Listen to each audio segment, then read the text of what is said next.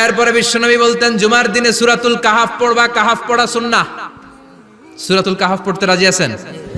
আগামীকাল রাজি আছেন তো?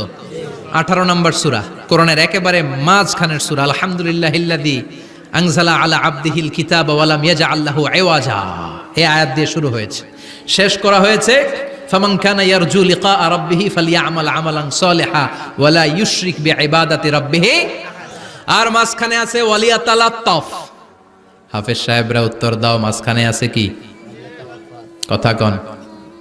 ওয়ালিয়াতালাত্তাফ একটা শব্দ আছে সূরা কাহাফের মাঝখানে।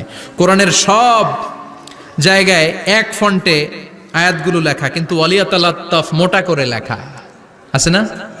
ডবল ফন্টে লেখা, মোটা, কারণ এটা কোরআনের একেবারে মাঝখানে অবস্থিত এই শব্দটা ওয়ালিয়াতালাত্তাফ। এর আগে যত শব্দ এর পরে তত শব্দ, এর আগে যত কোরআনের অক্ষর এর পরে তত অক্ষর। সুবহানাল্লাহ বাড়িতে গিয়া